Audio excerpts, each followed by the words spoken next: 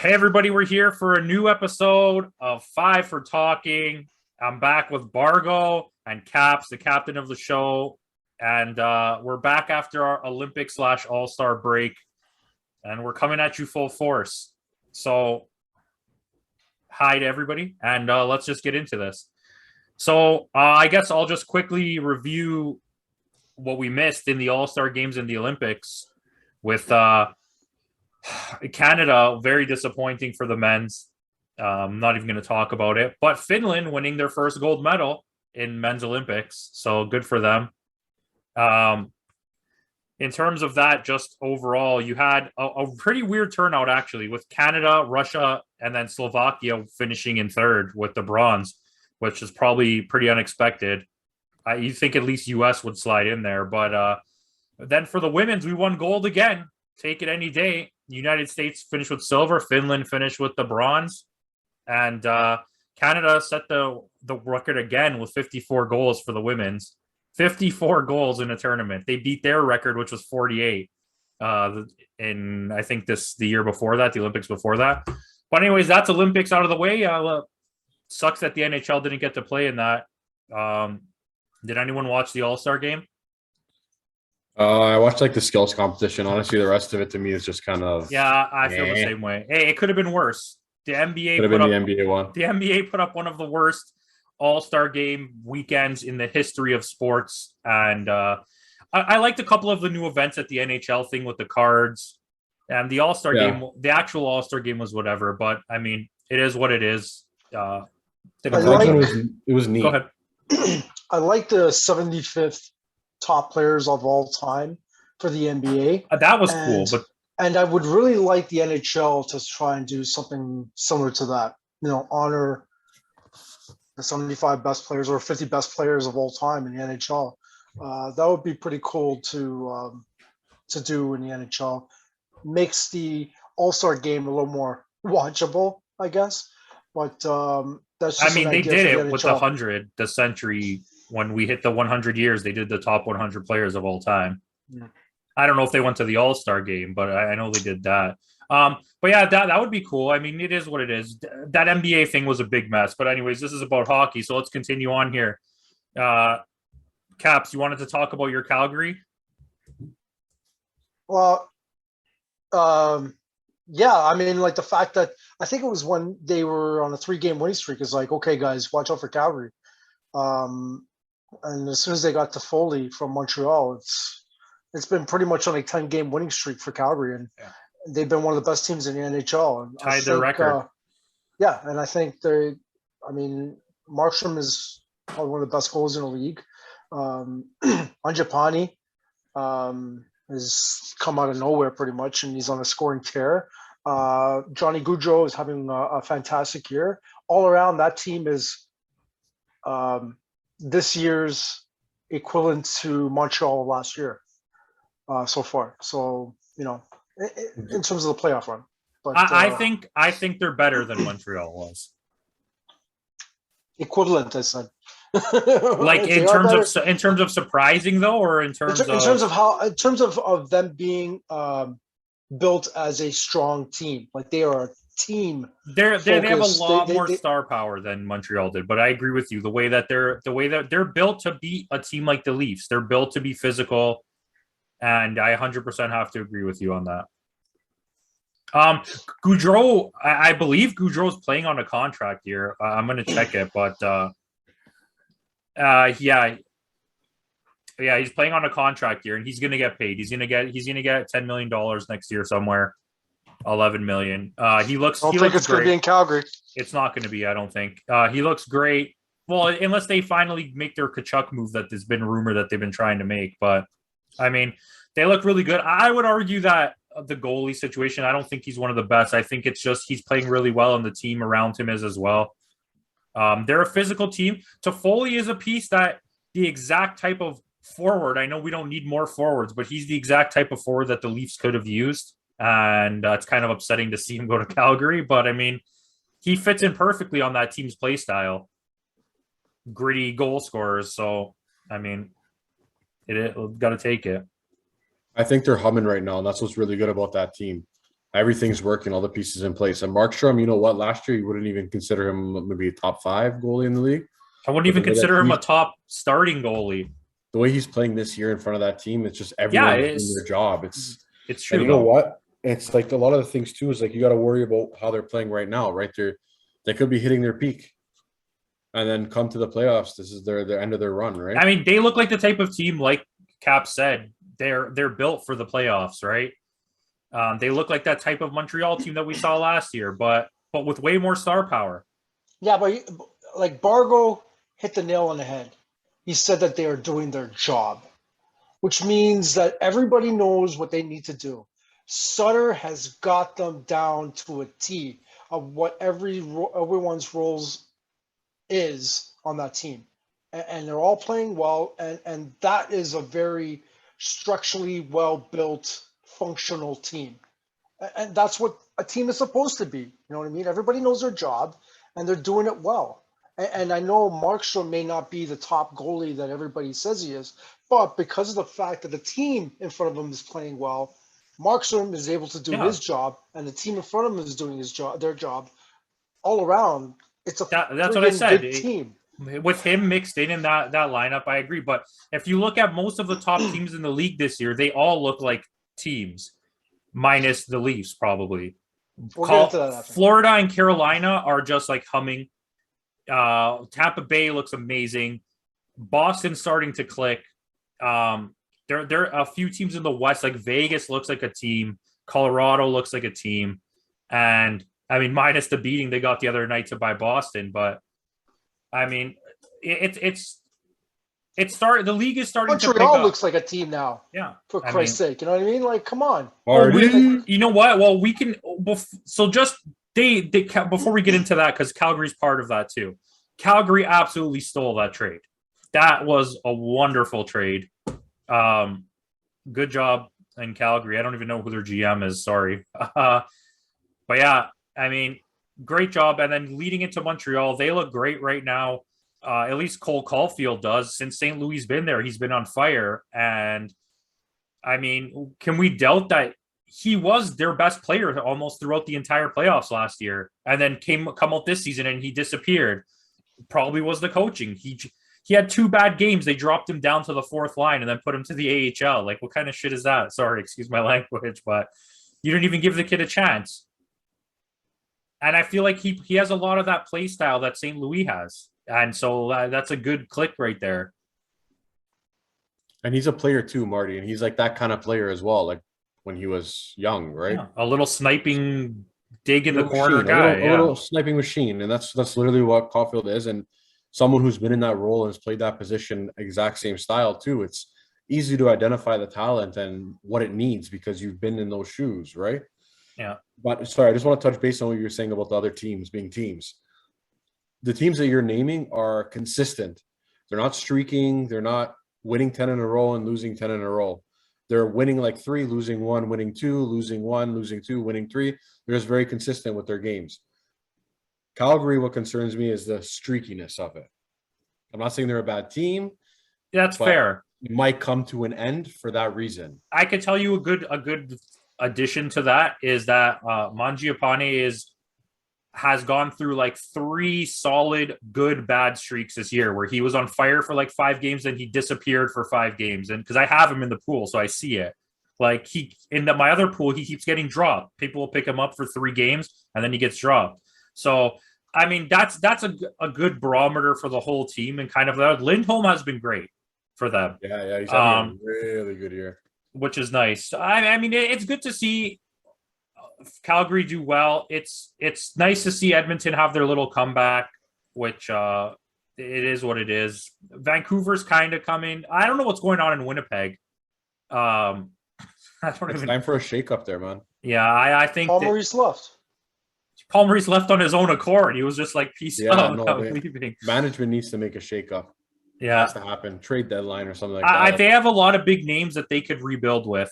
Like they can keep their Connors and stuff like that, but like maybe get rid of Wheeler, get rid of I don't remember what's the guy's name, Scheifele. No. Maybe get rid of Scheifele. That would be stupid on Winnipeg if they got rid of Scheifele. He's their best player. No, Connor's their best player. No. Connor is definitely their best player. Scheifele is riding the free agents in both hockey pools right now. Yeah, because he was injured half the year too, though. He's not contributing right now. No, but He also brings missed the whole the beginning kind of the things season. that Nick likes that are like He the also missed the whole intangibles. beginning of the season. Scheifele, he missed Yeah, like a whole he run missed up. he missed a little chunk, but Connor's definitely their best player. I mean, well, they are what they are. Montreal, it's nice to see them trying. I don't think they're going anywhere. I think it benefits to them to stay in last. There's like whatever's left in the season here, like 38 games. You might as well stay in last place and go for that pick because. From a GM standpoint, it makes sense, but for the team standpoint, you just brought in Marty St. Louis. Like, yeah, they're gonna try to win games. I have that feeling too, and I mean, And then there's a few teams that they forgot they got Le Cavalier. There's a few teams that are really going to benefit from that pick in that bottom section. Like if New Jersey ends up with another first round pick and they don't turn it around, like I don't know what to tell you. They're Edmonton all over again. Like Buffalo just blew their team up, and even though they're at the bottom somewhere, they still look like a half decent team. Like Tuck looks really good, and so does Thompson.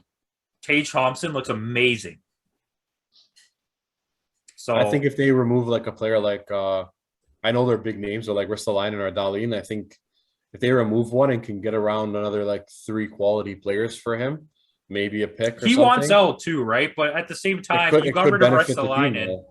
Can you really afford dumping another defenseman? I mean, they do have their pick last year was a D-man, Owen Power. Either way, so moving on from this, let's talk about Marchand for a second. What an idiot!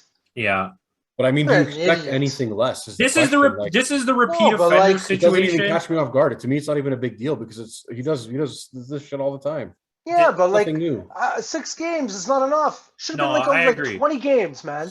The guy's really stupid. All of us saw that clip.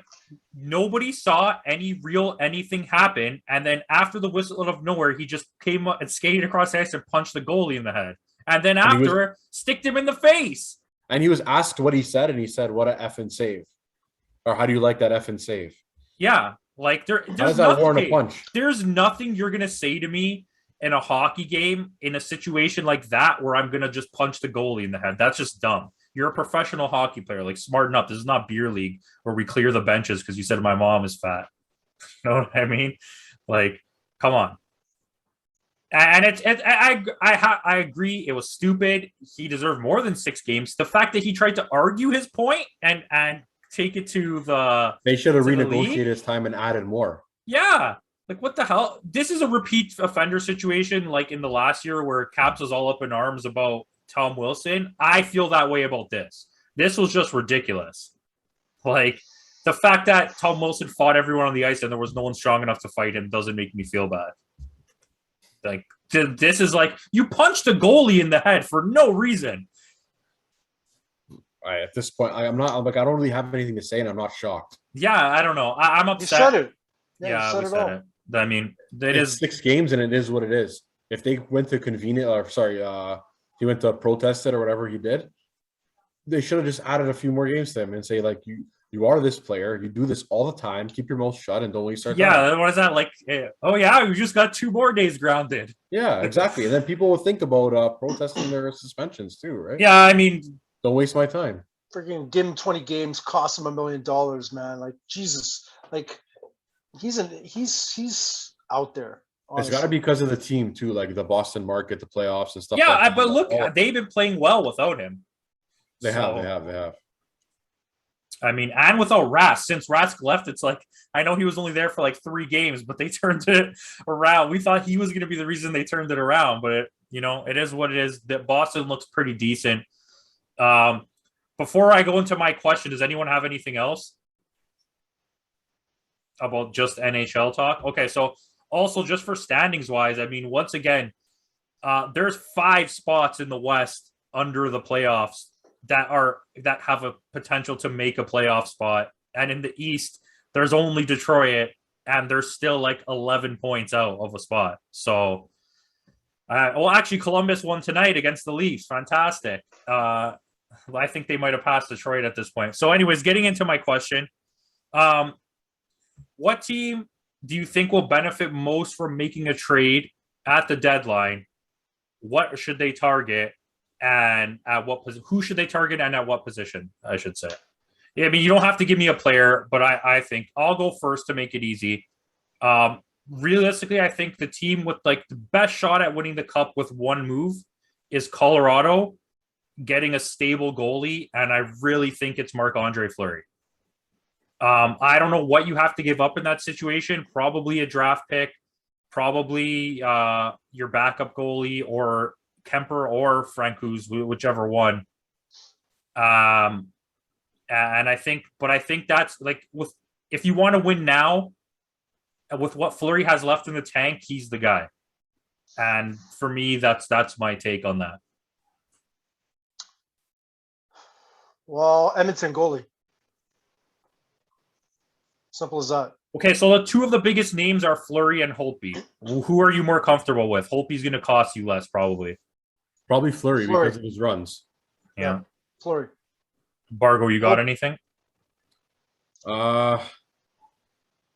I mean, not much has already been said. So, like Edmonton, like I said, if they can get their goalie under control, like yeah, they are winning games right now, but to me, it's still not enough. It could just be the new signing streak and stuff like that. I agree that Edmonton needs the goalie more than Colorado, but I think in terms of who has the shot at the cup, Colorado with Fleury has a better shot than Edmonton with Fleury, in my opinion. Yeah, I mean, Colorado's only lost 10 games. So, I mean, they're still doing pretty well with the goalie they have, too. Yeah, but in the situations, it's going to cost you. When he starts to get flippy-floppy, Kemper, he goes way off. Like, he got lit up in Boston. Mind you, they had like 45 shots, but 5 goals. You're the number 1 team in the league. It happens, though. Yeah, I guess, right? But I mean, I just feel like they're like almost guaranteed a cup in that situation. Obviously, nothing's guaranteed. I shouldn't say that, but okay. Well, that's all I have. You guys don't have anything else? Thanks. Yeah, everybody. I just want to touch on the go ahead. One little trade situation that went down, and then Sorry, I just hit the monitor. The Carolina move with Mrazek and Anderson, like what a smart trade on their end. Like unreal. We got like literally garbage, and this guy's won 27 games. Yeah, and lost 7. In all honesty, no one ever thought that Anderson was a bad goalie for the Leafs. If anything, he's one of the best goalies that they've ever had in the history of the franchise, in my opinion, in terms of skill. It's the environment and the team in front, right? And that's a perfect example of what the product is for the Leafs. And the funny part about it is Carolina is built almost exactly like the Leafs are. But just I would say a lot more hardworking. You're not listening to what I'm saying. The pieces that they have are playing better and have turned out to be higher quality than what the Leafs may have, let's say defensively at least.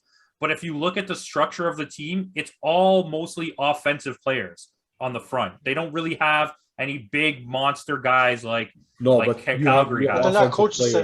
But that's not part of the team. But yes, I agree with you, Cap. The coach, the structure, the game plan, it's like night and day. 100%. I'm saying in terms of built on paper, they're structured similar to the Leafs, and they just play better. They figured it out. It's all up to the management. I 100% agree. I think Anderson's a top-notch goalie in the NHL, and anyone who ever doubted him on the Leafs is crazy. I know neither of you did. So, but hey, can we give it up? Campbell is arguably better than Frederik Andersen. Not in the past couple of games. Hey, but this is what I said the other day. I mean, we'll get into it in Leafs talk. Yeah. Anderson's facing like 50 shots a game. They should give Mrazek a chance. Just if anything, just to give Campbell a rest. The reason they brought him is so he'll come off. Let Mrazek play 3 games in a row. You know what I mean? Anyway, it wasn't a goalie trade. It was a cap move. That's literally we'll get there in the Leafs talk, guys. Thanks for watching. There's going to be a Leafs episode. It should be up tomorrow. And like, comment, subscribe.